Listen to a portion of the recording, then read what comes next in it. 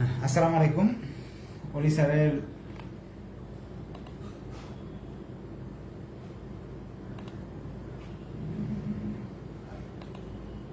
Live ক্লাসে সবাইকে স্বাগত। Recording in progress. আজ আমরা ফিনান্সিয়াল ম্যানেজমেন্ট এর গুরুত্বপূর্ণ একটা অধ্যায় লিজ ফিন্যান্সিং। এই লিজ ফিন্যান্সিং এর প্রবলেম 1 করব। লিজ ফিন্যান্সিং করার আগে আমরা বিচারটা আলোচনা করে নিই এই অধ্যায়টা কেন করব।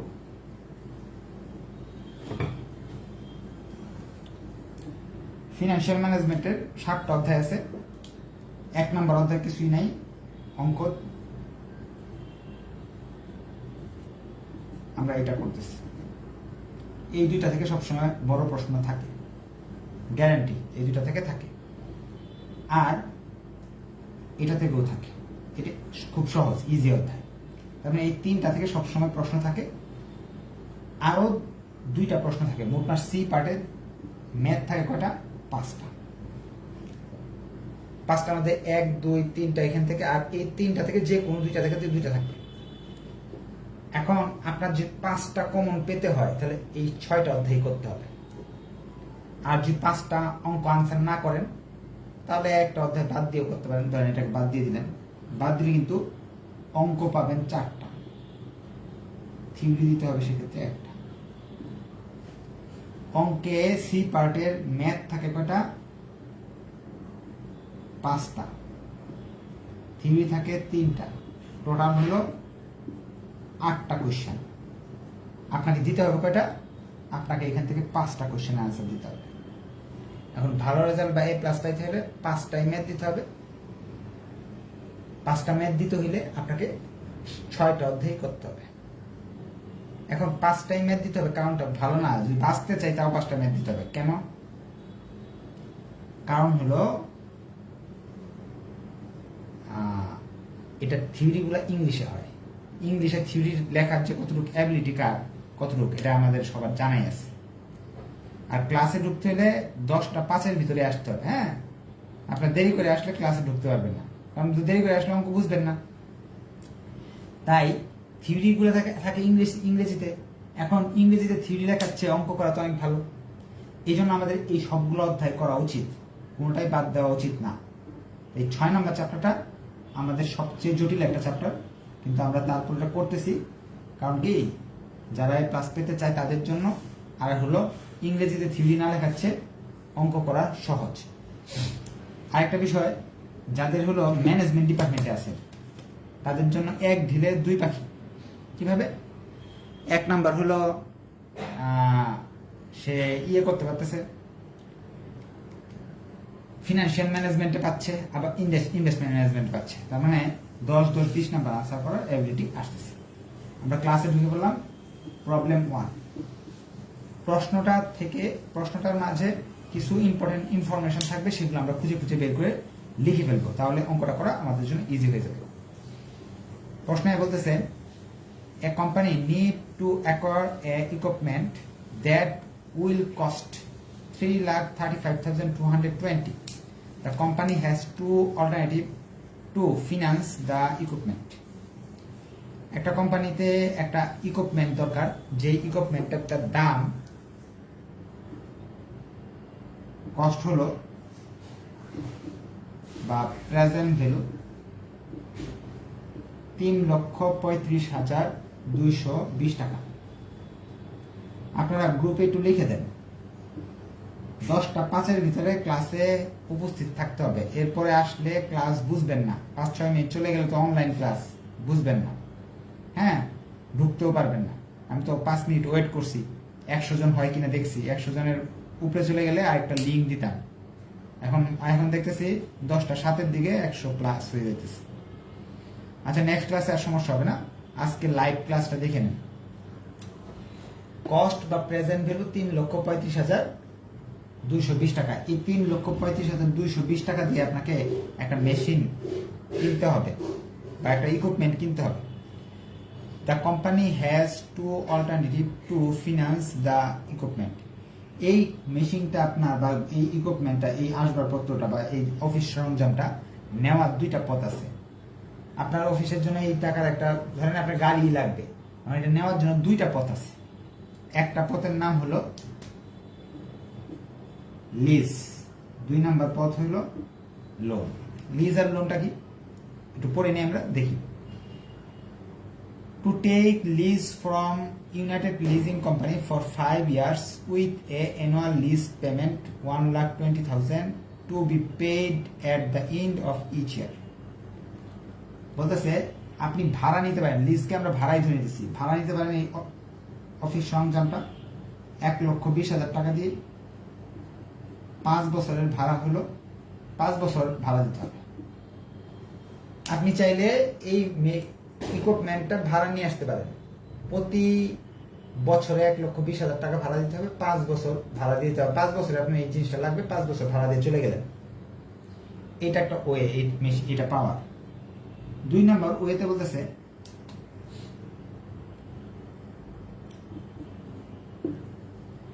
ঋণ করে, ব্যাংক থেকে ঋণ করে কিনতে পারবেন। To take loan from Janata bank 15% interest. Janata bank থেকে সুদে টাকা নিয়ে 15% সুদে আপনি নিতে পারবেন। আপনাকে দিবে জনতা ব্যাংক, পুরো সম্পূর্ণ টাকাটাই দিবে, সুদ নিবে 15%। পার এনাম, PA মানে per annum, payable annually at the end of each of the 5 year. আগামী 5 বছর আপনাকে কিস্তি দিতে হবে, সমান সমান কিস্তি দিতে হবে।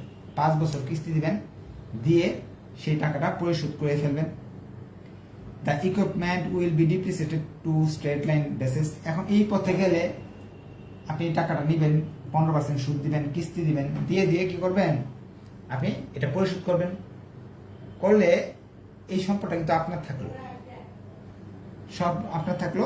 এটার অবচয়ের হিসাব আপনার করতে হবে, কারণ এটা প্রতি বছর নষ্ট হবে, এবং সরকারকে ট্যাক্সও দিতে হবে। সেক্ষেত্রে কর্পোরেট ট্যাক্স রেট 40%। এই তথ্যগুলো আপনার কাছে দেওয়া আছে। 2টা পথ আছে, একটা ভাড়া নিতে পারেন, আর একটা কি ঋণ করতে পারেন। ঋণ করলে কিছু তথ্য দেওয়া আছে, ভাড়ার কিছু তথ্য দেওয়া আছে। এই তথ্যগুলো আপনাকে সাজায় ফেলতে হবে। প্রথমে কি দেওয়া আছে, প্রেজেন্ট ভ্যালু, সম্পদের বর্তমান মূল্য 3,35,220। দ্বিতীয় তথ্য হলো মেয়াদ 5 বছর। এই তথ্যগুলো আপনার লাগবে অঙ্ক করতে। তৃতীয় তথ্য দেওয়া ছিল annual lease rent, annual lease rent আর কি লিজের ভাড়া। এগুলো না থাকে বের করতে হবে কিন্তু 1,20,000। চতুর্থ তথ্য এরপরে দেওয়া ছিল ব্যাংক থেকে ঋণে নেওয়া সুদ 15%।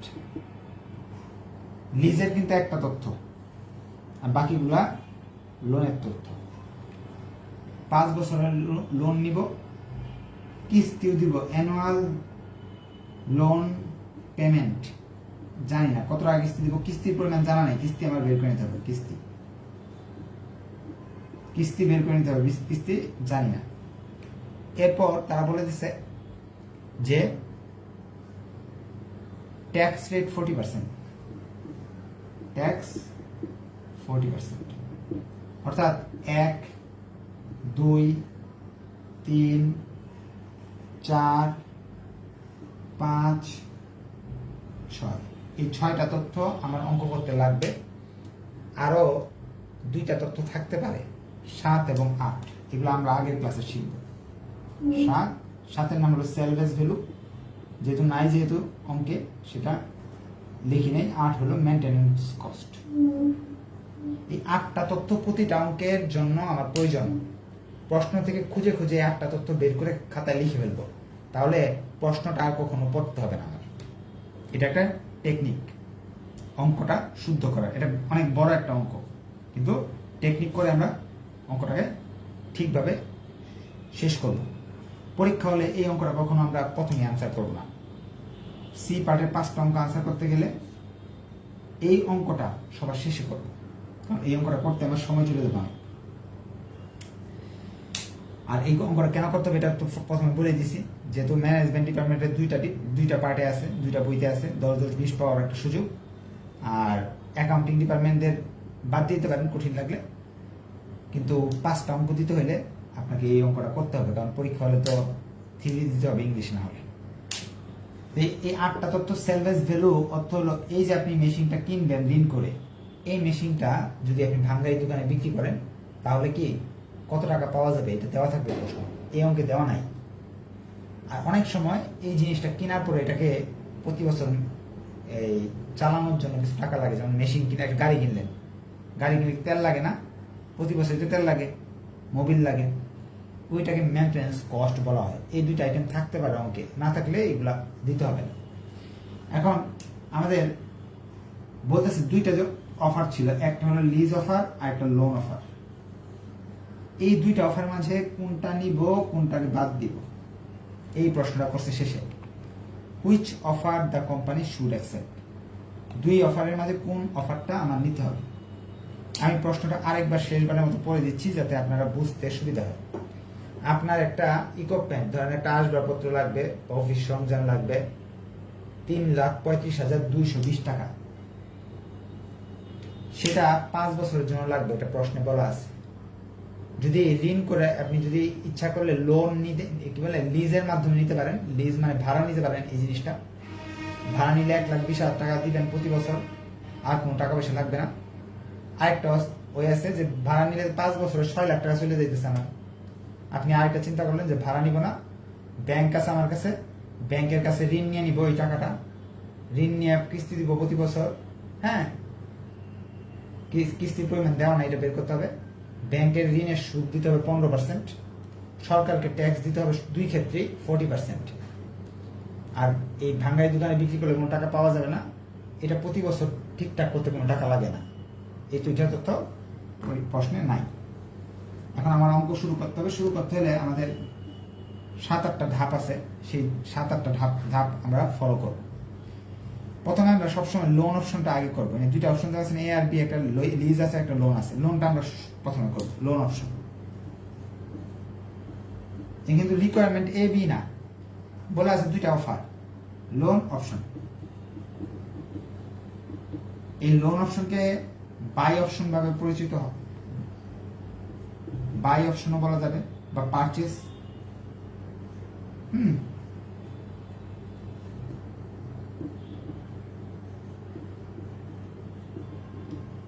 এটার অর্থ হলো আমি যদি কিনি তাহলে আমার কয় টাকা খরচ পড়বে, এই বাই অপশনের অর্থ।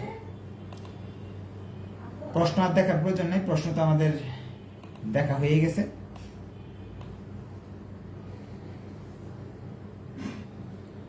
আচ্ছা, এখন প্রথম কাজ, এটা যেহেতু নাই, কিস্তির পরিমাণ দেওয়া নাই, ঋণ নিলে কয় টাকা কিস্তি দিতে হবে এটা আমি জানি না, সূত্রের মাধ্যমে কিস্তির পরিমাণ বের করে নিতে হবে। কিস্তি বের করার সূত্র, বিভিন্ন সূত্র আছে। দুর্বল ছাত্রদের জন্য আমি শর্টকাট সূত্র দিতেছি। সূত্র দুইটা আছে, ফার্স্ট ইয়ার বা সেকেন্ড ইয়ারে ফিনান্সে একটা সূত্র শিখে আসছিলাম, অ্যানুইটি সূত্র, খুবই একটা জনপ্রিয় বা প্রয়োজনীয় সূত্র আমাদের। এই সূত্রটা আপনি ব্যবহার করতে পারবেন, অথবা কিস্তি বের করার জন্য আমি যে সূত্র লিখে দিলাম এই সূত্রটাও ব্যবহার করা যাবে।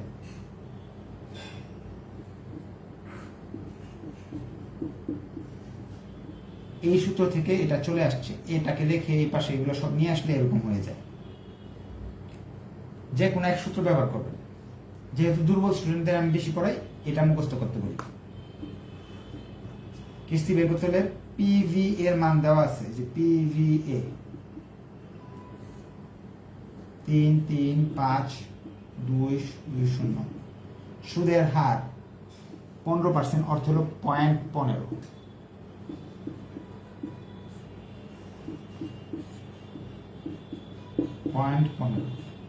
এনতে বোঝায় সময়, কয় বছর সময়, 5 বছর। এখন সাইন্টিফিক ক্যালকুলেটরের কাজ, আপনার আর কোনো কাজ নেই, ক্যালকুলেটরই বলবে কি হবে না হবে, ক্যালকুলেটর আপনাকে বলে দিবে। যেমন এইটার সাথে এটা যদি গুণ করেন তাহলে মান আসতেছে উপরে। আজকে প্রথম ক্লাস বলে আমি এই ক্যালকুলেশনটা দেখাচ্ছি, আগামী কোনো ক্লাসে এটার ক্যালকুলেশন আমি দেখাবো না। এই দুটা গুণ করলে এটা আসতে পারে।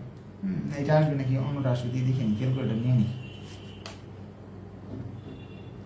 15% না, 3,00,000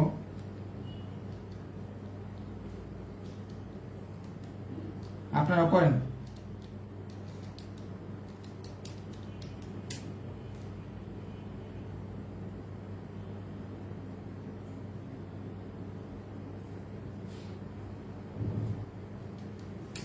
পঞ্চাশ হাজার 283, 50,283 আসবে। এই অংশটা এইটা কিভাবে করবেন? 1 ভাগ ফার্স্ট ব্র্যাকেট 1 প্লাস 0.15 পাওয়ার 5। সায়েন্টিফিক ক্যালকুলেটরকে বলবেন, এখানে সমান সমান চিহ্ন দিবেন। সায়েন্টিফিক ক্যালকুলেটর আপনাকে বলে দিবে এটার উত্তর কত। যেমন আমি বের করে দিয়েছি 1 ভাগ ফার্স্ট ব্র্যাকেট যা আছে লিখলাম পাওয়ার 5। সায়েন্টিফিক ক্যালকুলেটর বলতেছে আমাকে এটা আসবে। যেহেতু আপনার ফাইনাল ইয়ার বা থার্ড ইয়ারে পড়েন, এইসব আপনারা সবাই পারেন, জানেন, তারপর আমি করে দিচ্ছি। উপরে 50,283, 1 থেকে এটা বাদ দিব, 1 মাইনাস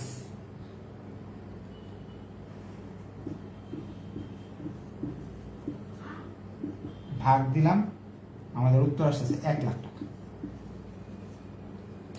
কিস্তির পরিমাণ 1 লক্ষ টাকা বের করছি। এইটা দেওয়া ছিল না, এটা বের করে নিচ্ছি। প্রথম কাজ 1 নাম্বার ওয়ার্কিং বা ফার্স্ট স্টেপ এটা করতে হবে আপনাকে। টোটাল 7টা স্টেপ লাগে। তো এখানে কোনো কোয়েশ্চেন থাকার কথা না, এই জন্য কোয়েশ্চেন নিলাম না আপাতত। হ্যাঁ, দেখি এখানে চ্যাট বক্সে কেউ কিছু লিখছে কিনা।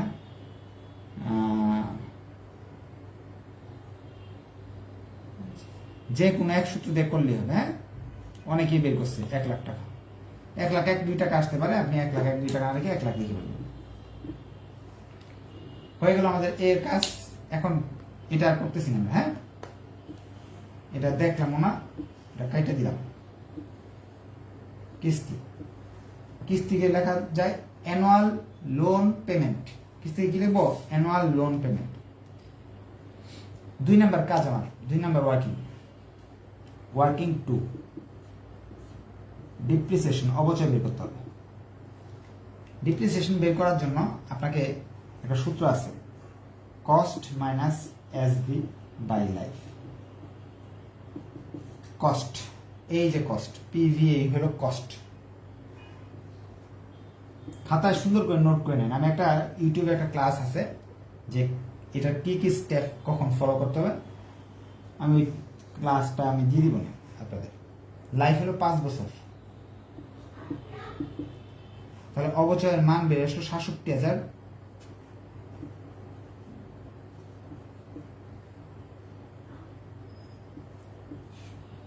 দুই নাম্বার ওয়ার্কিং আমরা ডিপ্রিসিয়েশন বের করে নিতে হবে আপনাকে। এই তথ্যটা আপনাকে লাগবে, প্রশ্ন দেওয়া থাকবে না। এরপর আপনাকে আরেকটা তথ্য বের করে নিতে হবে ওয়ার্কিং 3 এর মাধ্যমে। ডিএফ, ডিসকাউন্ট ফ্যাক্টর, এটা সূত্র। এই যে ছোট হাতের আই, 1 মাইনাস টি, 15%, 1 তো 1ই, ট্যাক্স রেট 40% মানে 0.40। সায়েন্টিফিক ক্যালকুলেটর এটা উঠে ফেললাম, আনসার বেরিয়ে আসতেছে 9%।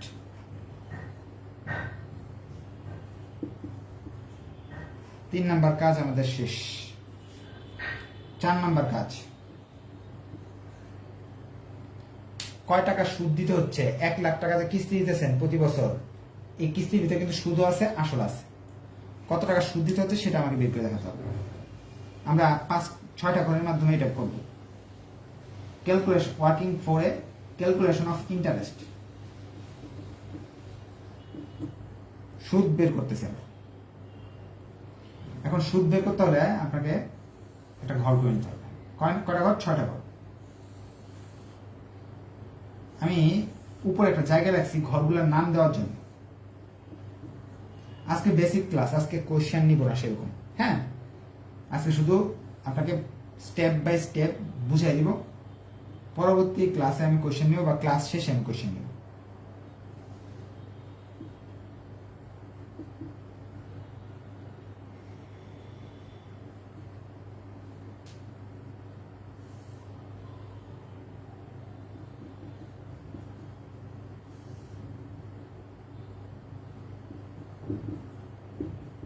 6টা ঘর। ইয়ার বিগিনিং ব্যালেন্স, বছরের শুরুতে যেমন 5 বছরের জন্য ঋণ নিয়েছেন আপনি, বছরের প্রথমে আপনার ঋণের পরিমাণ ছিল 3,35,220 টাকা।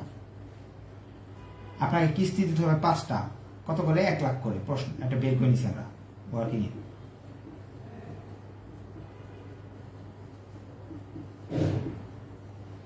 ধৈর্য হওয়া যাবে না। সুদ, সুদ এটা তো 1 নাম্বার ঘর, এটা 2 নাম্বার, 3 নাম্বার ঘর। সুদ বের করতে হলে আপনাকে 2 নাম্বার ঘরের উপর কয় পার্সেন্ট সুদ দিতে হবে? 15%। আয়ের মান গুণ করবেন, এই যে সুদ, এই টাকাটার উপর সুদ দিতে হবে এখানে। তাহলে আমার সুদ আসতেছে 50,283 টাকা। 1 লাখ টাকা ব্যাংকে কিস্তি জমা দিচ্ছেন, 50,000 টাকা সুদ যদি হয়ে থাকে, বাকি টাকাটা আপনার আসল। তাহলে আসল হলো 49,717 টাকা। কিভাবে আসলো? এটা থেকে এটা বাদ।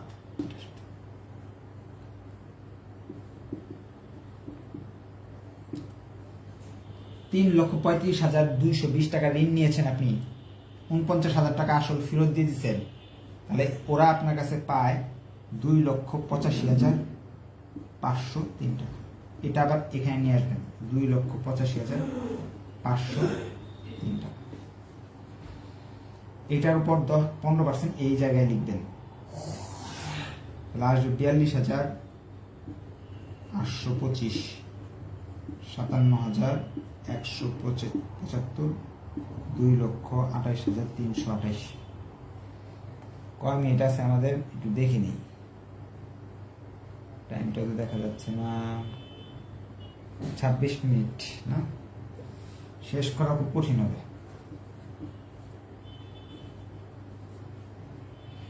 এটার উপর পার্সেন্ট সুদ আসবে।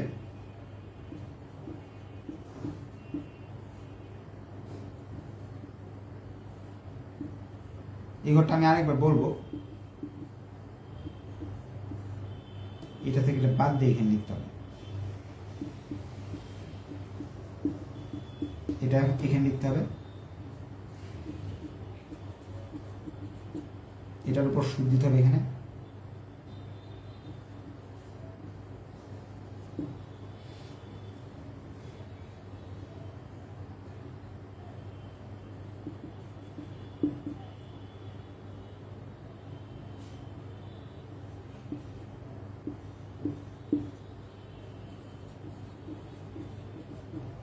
আচ্ছা, শেষ বছর এখানে জিরো করতে হবে আমাদের সবসময়। জিরো না হলে উত্তরটা ভুল আছে। আর গতানুগতিক ধারায় যদি যাই, এখানে যেভাবে ঘরটা করছিলাম এইভাবে গেলে এই টাকাটা 15% এখানে ধরলে অনেক সময় কম বেশি আসতে পারে। আমরা একটা ফাঁকিবাজি বুদ্ধি ব্যবহার করব। বুদ্ধিটা হলো 4 নাম্বার ঘর বের করতে শেষ বছরের ক্ষেত্রে 3 - 2 লিখবেন, অর্থাৎ এটা থেকে বাদ দিয়ে এখানে লিখবেন। তাহলে 100% আপনার ভুল হলেও অঙ্কটা মিলে যাবে।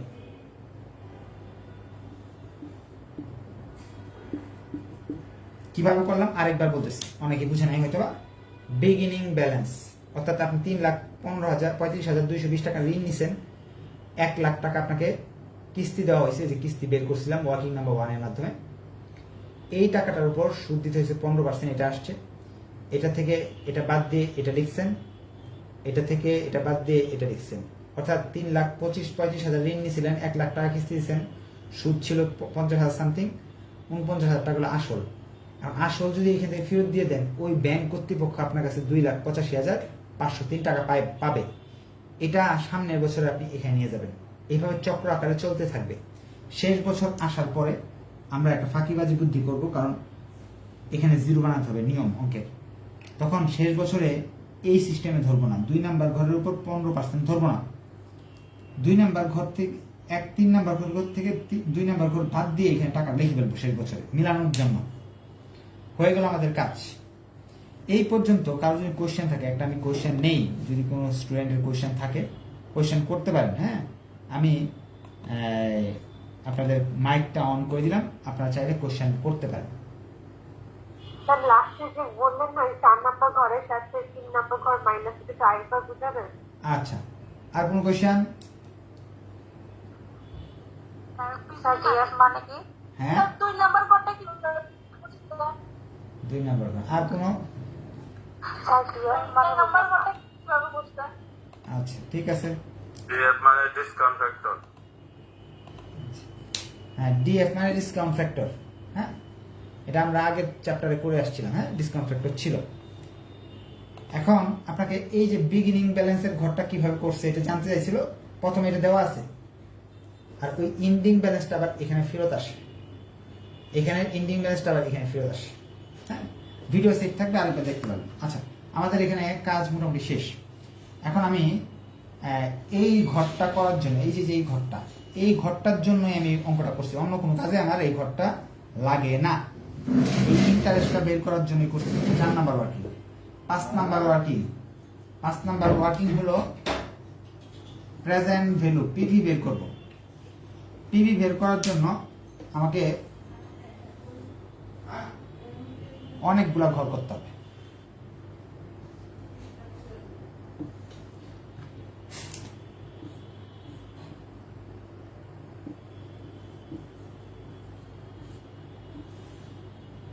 এক, 2, 3, 4। এটা ডিপ্রিসিয়েশন। ডিপ্রিসিয়েশন কই পাইছি? ইয়ার তো 2, এগুলো হবে অবচয়। ডিপ্রিসিয়েশন কোথায় পাইছি? যে ৬৭,০৪০ টাকা। এরকম ৬৭,০৪০ টাকা কোথায় পেয়েছি? ওয়ার্কিং এ পেয়েছি। হ্যাঁ, ওয়ার্কিং থেকে দেখে ফেলবো আমরা। আর এটা, এই ঘরটা তো আগে থেকে 1 লাখ টাকা কিস্তি দেওয়া ছিল। ইন্টারেস্টের ঘরটা আমরা ওয়ার্কিং নাম্বার 4 থেকে নিয়ে আসছি। আমি তো মুছে মুছে করে ফেলছি, আপনি তো মুছতে পারবেন না, নতুন করে করতে হবে। পিভি করতে হলে এই ঘরগুলো লাগবে। 4টা ঘর আমরা পেয়ে গেলাম। 5 number total cost. Total cost কোথায় আসবে? এই দুইটা যোগ করতে হবে। দুইটা যোগ করে এই ঘরে লিখতে হবে। টোটাল কস্ট আসতেছে আমরা 1,1,7,3,2,7 1,0,9 8,6,9 1,0,1,2,9,3 9,1,4,3,1 8,0,0,8,0। কিভাবে করলাম? 3 যোগ 4, এই দুইটা করে যোগফল এখানে লিখলাম। এখন আমাদের ডিএফ এর মানটা আমি এদিকে লিখে রাখি। হ্যাঁ, এদিকে মুছে লিখে রাখি। ডিএফ ডিপ্রিসিয়েশন আর লাগতেছে না, মুছে ফেলতেছি। ডিপ্রিসিয়েশন উঠে ফেলছি।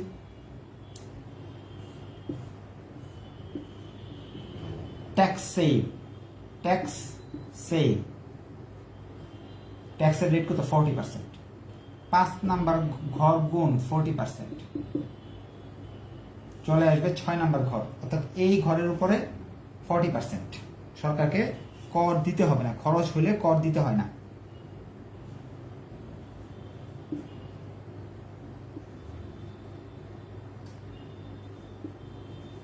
এই ক্যালকুলেশন লিখতে লিখতে জীবন দেবে, কারণ অনেক ক্যালকুলেশন।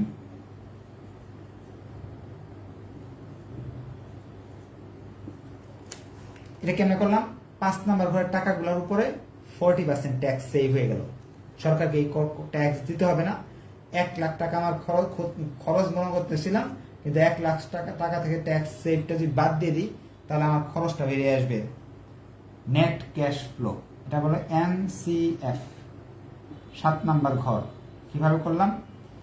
2 - 6, 2 - 6। 7 নাম্বার ঘর বের করলাম 2 - 6। এটা থেকে এটা বাদ দিয়ে যা আসে তা লিখে দেব। 53069 56052 59483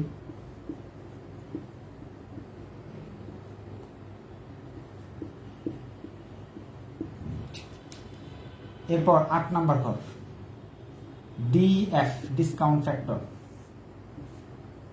ডিএফ বের করা আমরা ম্যানেজমেন্ট অ্যাকাউন্টিং এবং ফিনান্স যখন পড়ছিলাম তখন শিখে আসছিলাম।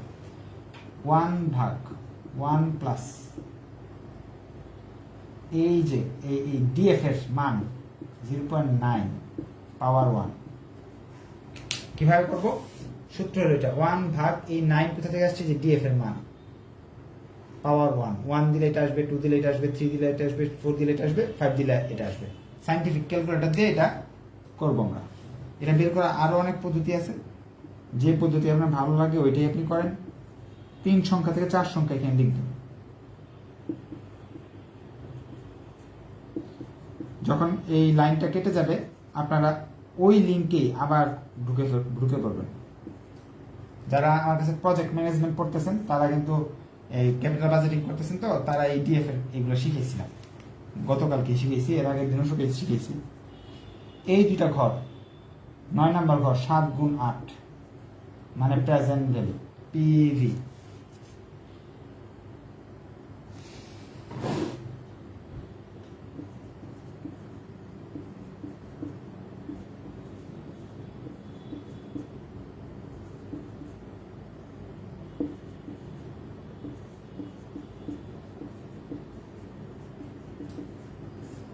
যোগ করে ফেললাম total present value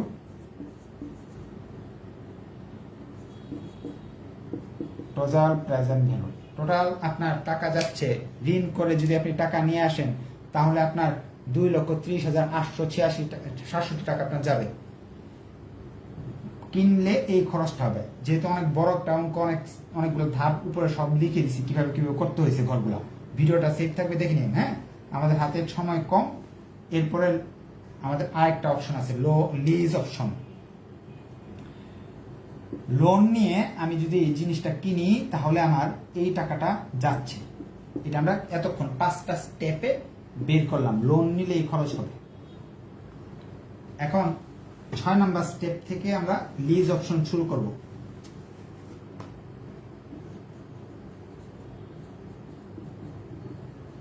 lease option করতে গেলে আমাকে দুইটা করতে হবে। 6 working number 6 annual lease rent, যা প্রশ্নে দেওয়া আছে। Working number 7 present value. এই লিজের প্রেজেন্ট ভ্যালু বের করতে পারি যদি, তাহলে যে প্রেজেন্ট ভ্যালুটা আমার কম হবে সেটাই আমি নিব। এটা করার জন্য আপনাকে ঘর করতে হবে মাত্র 6টা। Year, annual lease rent, tax save, net cash flow, discount factor, DF, PV. এটা আমার 8 নাম্বার স্টেপ। 7 নাম্বার স্টেপ আমরা রেখে আসছি, 7 নাম্বার স্টেপ করব। ইয়ার হলো 1 থেকে 5।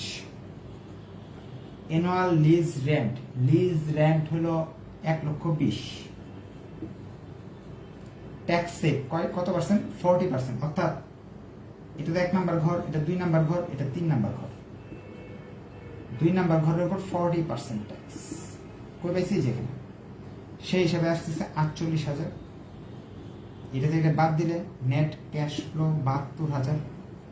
ডিএফ, নতুন লিজের জন্য ডিএফ আপনাকে আলাদা বের করে নিয়ে আসতে হবে।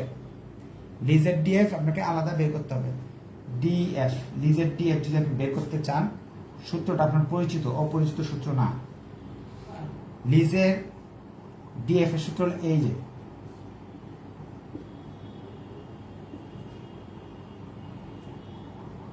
এটা কিভাবে আসলো? একটু আগে যে সূত্রটা লিখছিলেন ওই সূত্রটা একটা চিত্র।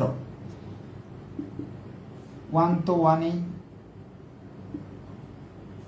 আর বলতে বোঝাচ্ছি এই যে ডিএফ এর মানটাকে বোঝাচ্ছি 0.09।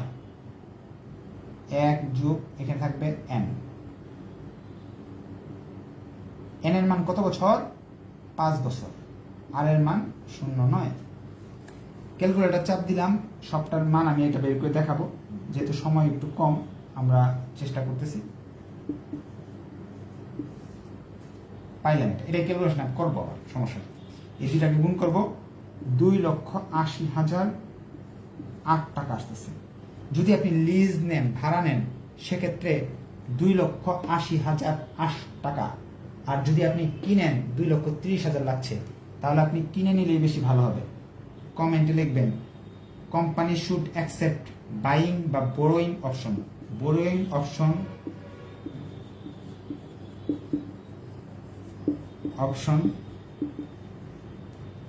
should be accepted.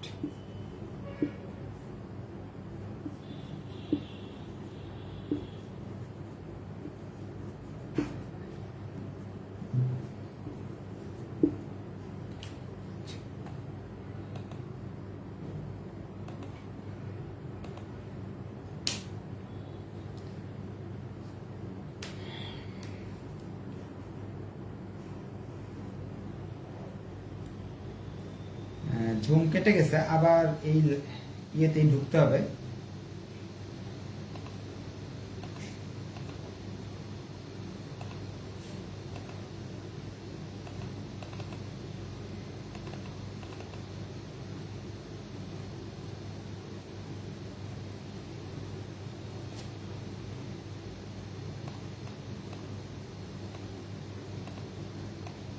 এই অংশটা আমি একটু দেখাইতে চাচ্ছি আবার, হ্যাঁ।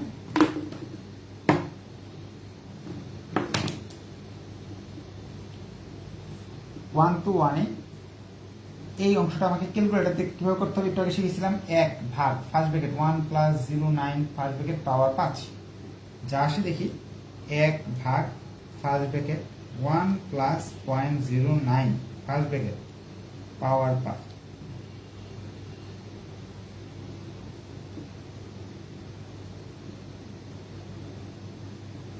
এটা থেকে বাদ দিব, 0.9 দিয়ে ভাগ দিব, চলে আসতেছে 3.889।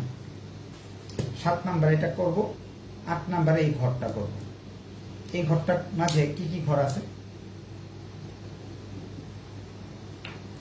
প্রথম 1 থেকে 5 বছরের অঙ্ক কিভাবে বুঝলাম? এই যে 5 বছরের জন্য লিজ নিছি, প্রতি বছর আমাকে লিজের 1,20,000 টাকা দিতে হবে। ওই লেখা আছে এই যে 6 নাম্বার স্টেপে আমরা পড়ছি, যেখানে প্রশ্ন লেখা ছিল। এই 1,20,000 40% এখানে লিখবো, ট্যাক্স রেটে দেওয়া আছে প্রশ্ন। এর মাঝে 7,72,000 টাকা এনসিএফ নেট ক্যাশ আউটফ্লো কিভাবে আসলো? এটা থেকে এটা বাদ দেওয়ার পর 2 মাইনাস 3। ডিসকাউন্ট ফ্যাক্টর কিভাবে আসলো? ওয়ার্কিং নাম্বার 7 থেকে আসছে। 6 নাম্বার ঘর কিভাবে আসলো? 4 গুণ 5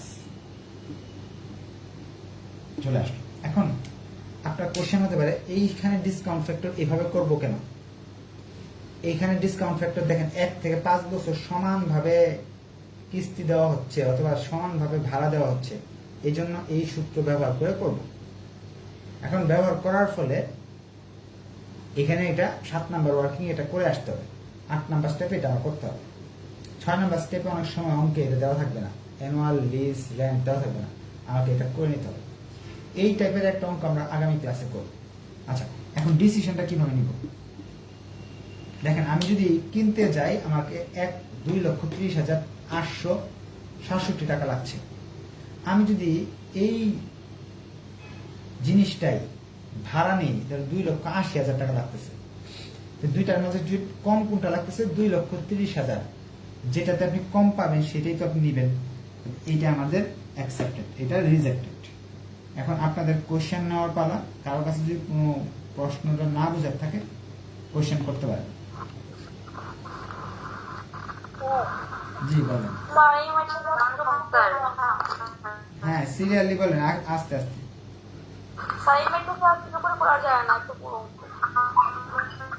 আচ্ছা, কারো কাছে কঠিন লাগলে বাদ চ্যাপ্টার। হ্যাঁ বলেন।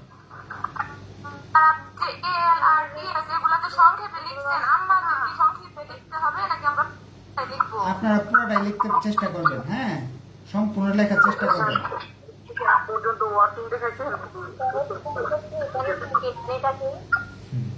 আপনাকে 8টা ওয়ার্কিং এ করতে হবে, 8টা ওয়ার্কিং করে এই ডিসিশনটা জানাতে হবে।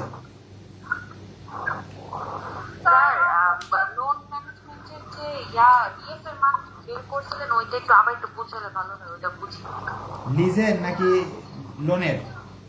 স্যার লোনের লোনের ডিএফ এর মান বের করার জন্য আপনাকে এই সূত্র ব্যবহার করতে হবে।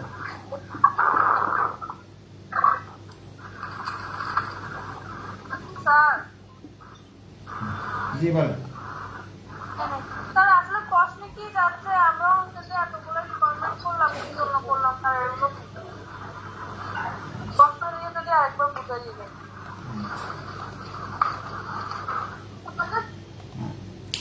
হ্যাঁ, এটা হলো লোন অপশনের ডিএফ বের করার সূত্র। 1/1.09 যে ডিএফ এর মান 09 পাওয়ার 1। প্রথমে 1 দিব, 1 দিলে প্রথমটা বেরোবে।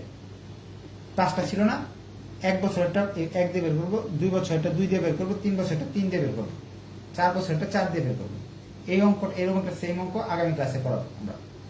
এখন আপনাকে প্রশ্নে চাইছে দুইটা অপশন দিছিল, একটা হলো লোন নিয়ে জিনিসটা কেনার অপশন, আর একটা লিজ নিয়ে জিনিসটা নেওয়ার অপশন। এই দুইটার মাঝে কোনটা ভালো বা কোনটা নেওয়া উচিত কোম্পানির, সেটা ডিসিশন জানতে বলছে। এখন আপনাকে এই 8টা স্টেপ করার পর আপনি ডিসিশন দিতে পারবেন, এর আগে ডিসিশন দিতে পারবেন না। এই চ্যাপ্টার সবচেয়ে কঠিন চ্যাপ্টার, এটা আগেই বলে নিছি ক্লাসের আগেই। এখন যার পছন্দ তারা করতে পারেন, না হলে বাদ দিয়ে দিতে পারেন, ঠিক আছে। এখন লোন অপশন করার ফলে আমরা দেখছি আমাদের টোটাল খরচ হচ্ছে এই টাকা। লিজ অপশনের কাজ করে 3টা স্টেপ দিয়ে খরচ হচ্ছে এটা। তো যেটা আমার কম লাগবে সেটাই তো নিবেন। ধরেন যে জায়গায় আপনি কম পাবেন সেটা নিবেন না। তাহলে আমাদের কম লাগতেছে লোন নিলে, লিজ নিলে বেশি লাগতেছে, এই জন্য আমরা ডিসিশন জানাইলাম। আমাদের এই ডিসিশনটা জানানোর জন্য 8টা স্টেপ করতে হয়েছে। এই 8টা স্টেপ ছাড়া তো আপনি ডিসিশন জানাতে পারবেন না। প্রতিটা অঙ্কে এই 8টা স্টেপ আপনাকে করতেই হবে, ঠিক আছে। তাহলে আজকে এই পর্যন্ত থাকলো, ভিডিও তো সেভ থাকবে, হ্যাঁ। আর আস্তে আস্তে দেখে দেখে করবেন, আর যদি কঠিন লাগে বাদ দিয়ে দেন, বাদ দিয়ে বাকিগুলো করেন। বাকি অঙ্ক সব চ্যাপ্টার করা আছে, ঠিক আছে। ধন্যবাদ সবাইকে। হ্যাঁ, মেইন রিকোয়ারমেন্টটা ছিল ডিসিশন নাও। আমি আরেকবার দেখাচ্ছি আপনাকে। একজন বলেছে মেইন রিকোয়ারমেন্ট, অঙ্কটা সহজ আছে। দুইটার মাঝে কোন অফারটা কোম্পানি নিবে, আপনি জুমে দেখেন, which offer the company should accept. এই যে দুইটা অফার আছে, প্রথম অফারটা বের করতে 5টা স্টেপ লাগছে। প্রথম অফারে আমার এত টাকা খরচ হচ্ছে। দ্বিতীয় অফারের খরচ বের করতে 3টা স্টেপ লাগছে, 6, 7, 8।